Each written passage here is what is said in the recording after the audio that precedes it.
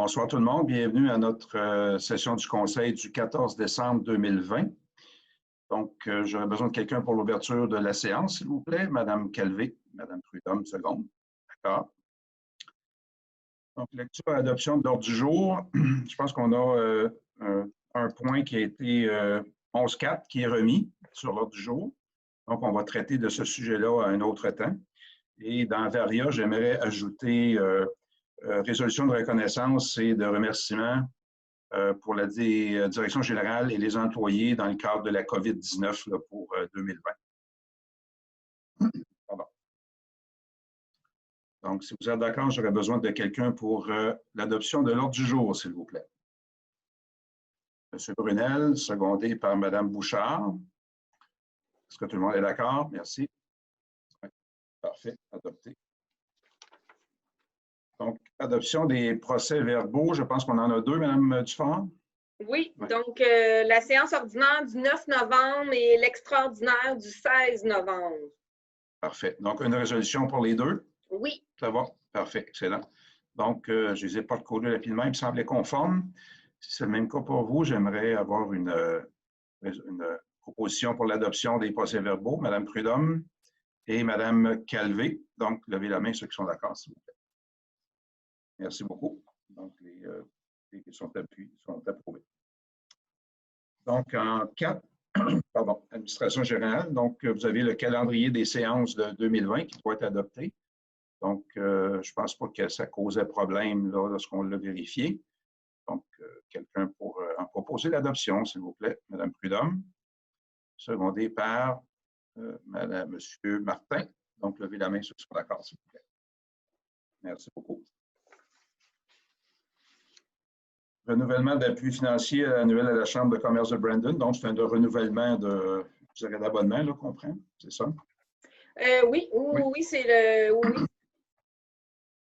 Donc, au montant, il y a eu une petite hausse là, de la contribution financière. Donc, on est à 778,56 pour le montant de cette année. Puis, on renomme M. Yves Germain, représentant du conseil d'administration de la Chambre de commerce.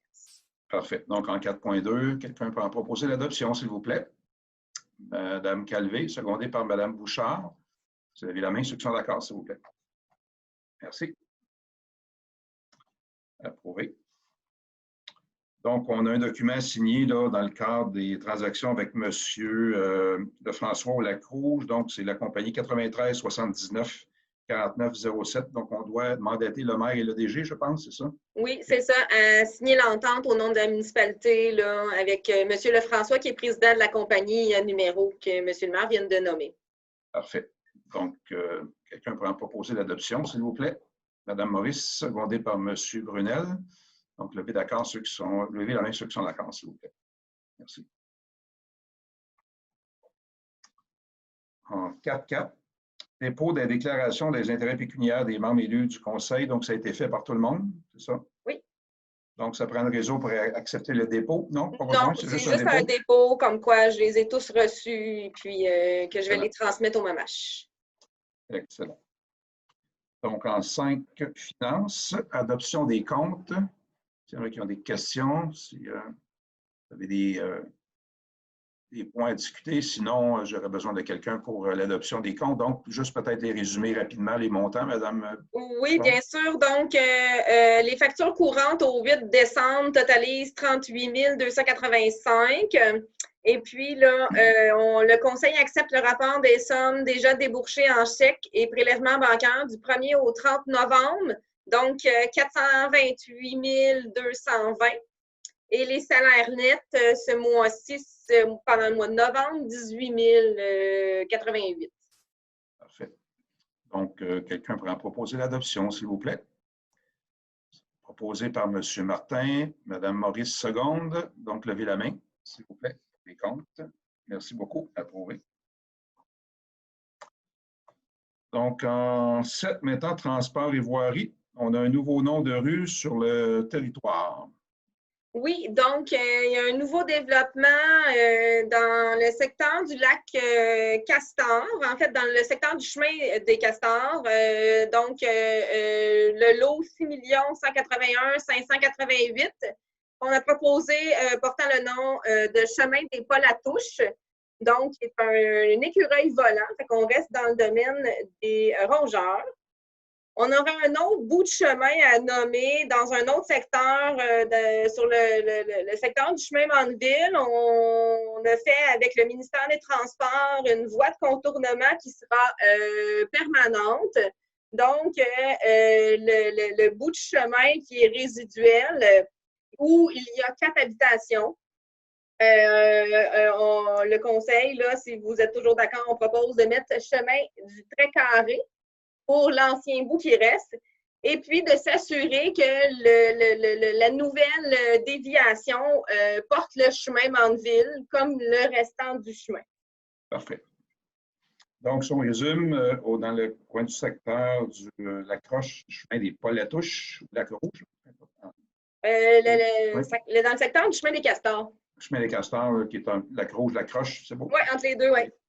C'est ça. Polatouche étant un écureuil volant et le chemin du Trait-Carré qui désigne bien l'endroit pour le coin du chemin Mandeville là, qui a été dévié, là, qui est resté, je dirais, en rue par rapport à la déviation qu'on a faite. Donc, quelqu'un pourra en proposer l'adoption, s'il vous plaît. Donc, M. Martin, secondé par M. Brunel. Donc, ceux qui sont d'accord. Merci beaucoup. D'accord, parfait. Déneigement du chemin des œillets et modalités de paiement. Donc, considérant la recommandation de M. Allais, de l'Association des propriétaires du Lac Rouge concernant donc, le contrat de déneigement, donc, c'est résolu d'autoriser le contrat d'entretien du chemin d'hiver avec l'entreprise Excavation alors au prix de 7 446 avant les taxes, donc pour tout déneigement de 2,8 km. À ça se rajoute un 150 $ par semblage au besoin et d'un 1000 si on a besoin d'élargir la rue, s'il y a beaucoup de neige qui ont besoin d'élargir pour continuer de faire le déneigement en bonne et due forme. Donc, modalités de paiement se feront sur la présentation des factures conformes. Donc, Excavation alors vous nous envoyer les factures directement. Et puis, le coût du matériel de semblage, qui est la propriété de la municipalité de Saint-Didas, sera facturé au secteur là, au coût de 87,50 par demande, plus les heures, c'est ce qui faisait 150 $ par demande de semblage. Puis le tout est financé, bien sûr, par les revenus de la taxation imposés à cette fin au secteur du chemin des œillets. Parfait. Donc, c'est bien expliqué. Quelqu'un peut en proposer l'adoption, s'il vous plaît. Madame Bouchard, secondée par M. Martin. D'accord? Levez la main si vous êtes d'accord, s'il vous plaît. Merci beaucoup. Donc, en 7.3, paiement du décompte numéro 1 pour la dérivation du chemin Mandeville à Saint-Didas.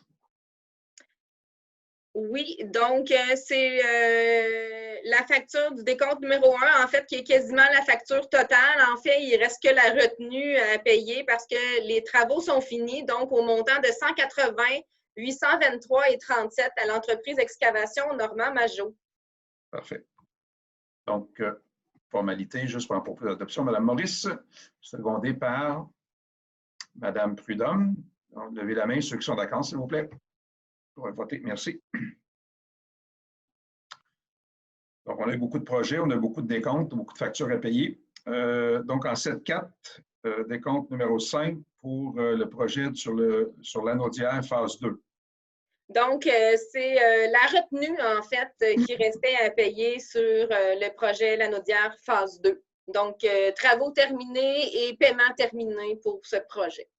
Excellent. Donc, le montant, 14 988,97.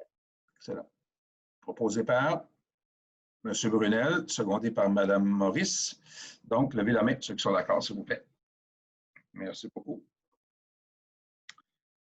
Dans un même ordre d'idée, paiement d'un décompte numéro 2 pour le projet du programme LIRL sur la route 349. Donc, la 349, les travaux sont terminés. Donc, deuxième décompte au montant de 402 988,41.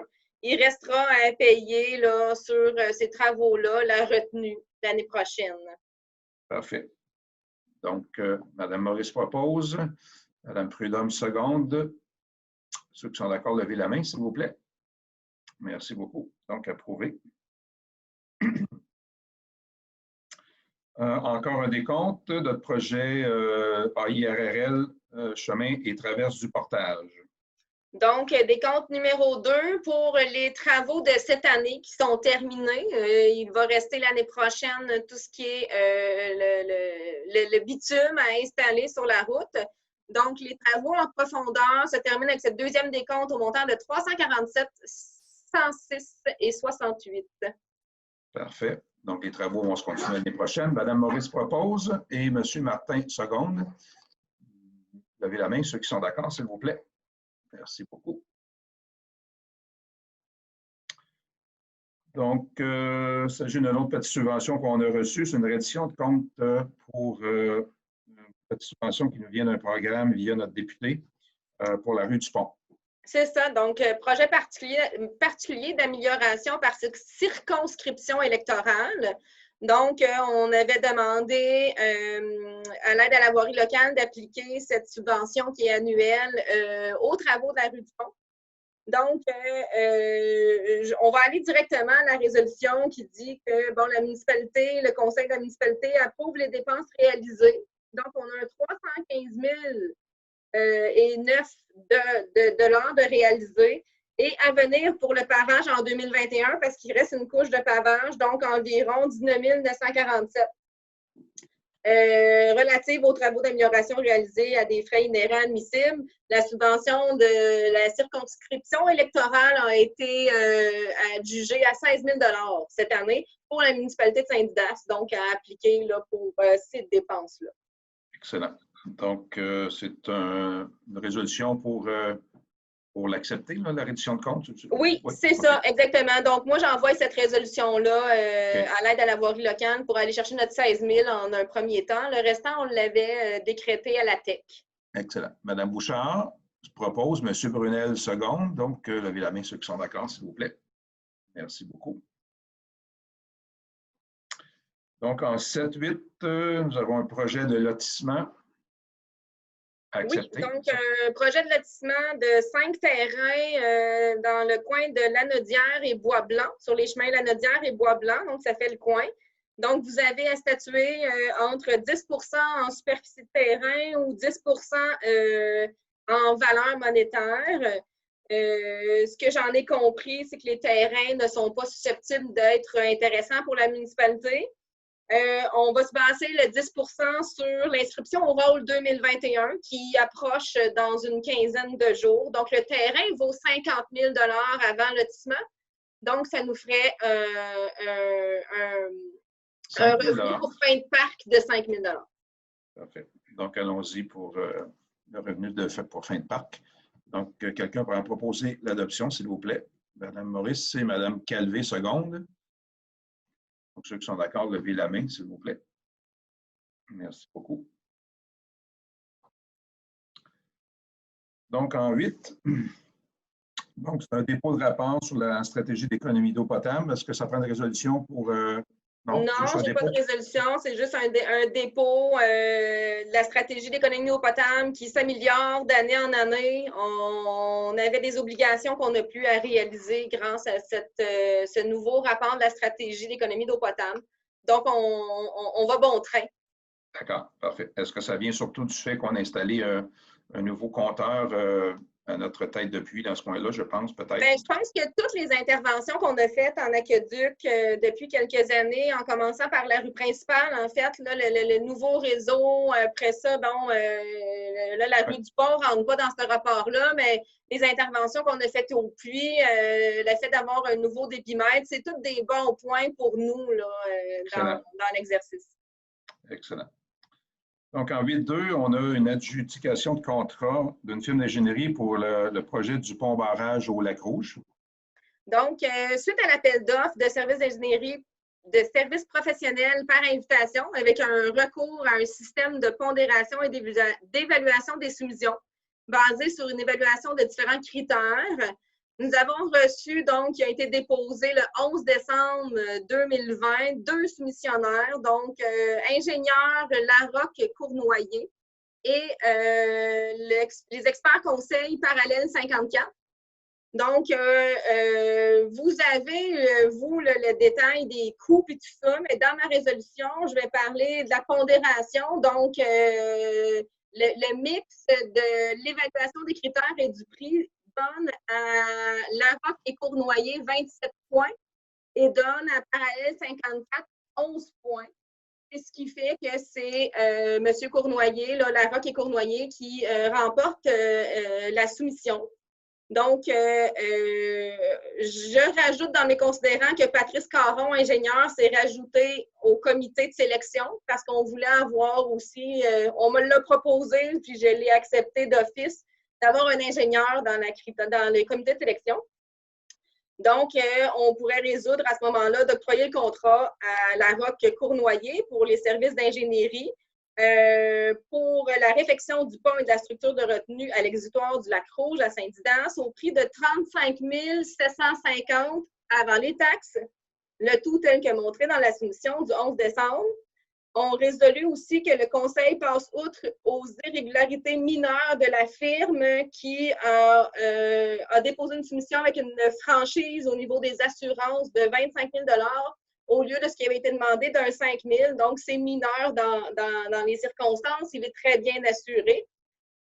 Donc, que la directrice générale soit autorisée à signer les documents rendant applicable la présente résolution et que le contrat est financé par le règlement d'emprunt 358-2020 qui est lié, dans le fond, au secteur des riverains du Lac-Rouge. D'accord. Donc, Mme Maurice en propose l'adoption. Secondé par Mme Prudhomme. Donc, ceux qui sont d'accord, levez la main, s'il vous plaît, pour l'adjudication du contrat. Merci. Donc, approuvé. Adjudication, pardon.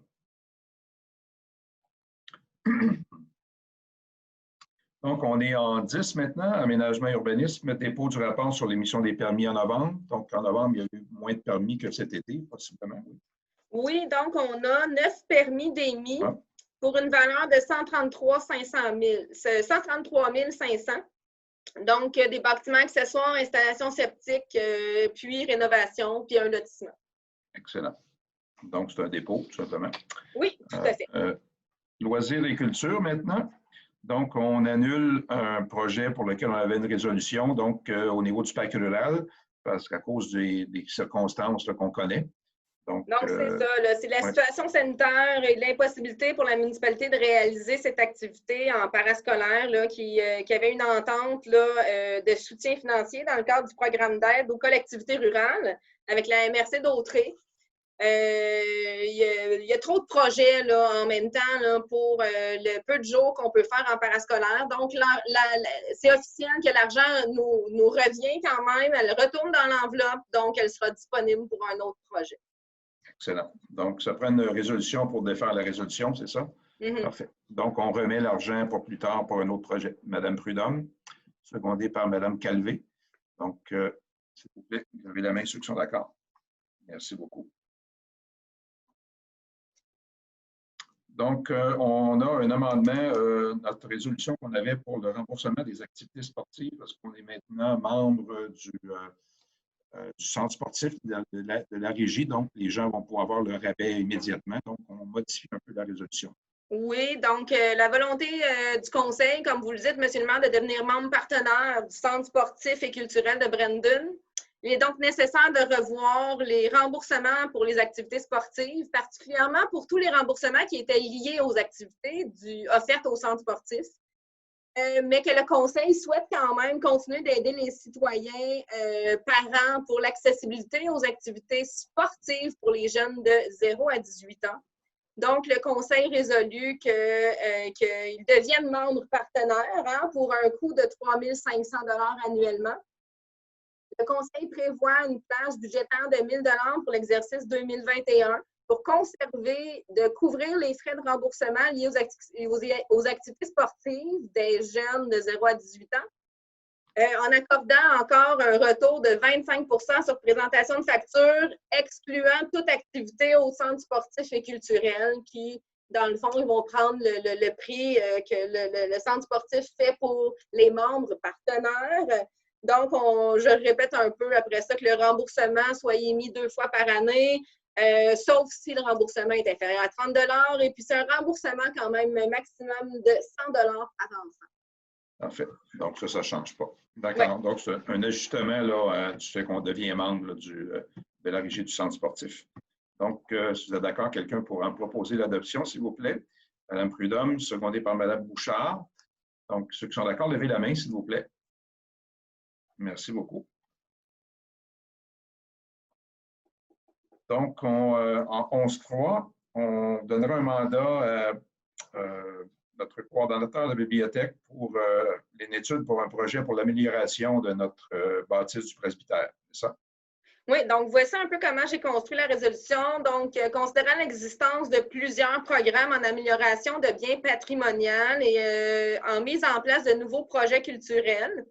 Donc, c'est particulièrement avec le ministère de la Culture et des Communications que la municipalité a déjà déposé un projet d'une valeur de 250 000 dans le cadre du programme de soutien au milieu municipal en patrimoine immobilier. Donc, qui est financé à 60 % par le ministère de la Culture. Donc, en conséquence, il est résolu de mandater Robert Roy, coordonnateur de la bibliothèque et de la vie culturelle, à explorer les différents programmes qui s'offrent à la municipalité pour améliorer l'infrastructure du bâtiment et les services à la population, à même les lieux. Le Conseil veut pouvoir réaliser un projet à même un budget de dépenses global de 250 000 à être financé minimalement à 80 %. Un comité ad hoc sera nommé pour l'analyse de la démarche. Excellent. On y reverra en janvier, mais rapidement, là, nommer des élus, pensez-y, oui. S'il y en a qui veulent faire partie de ce comité-là, pour qu'on encadre bien Robert en équipe.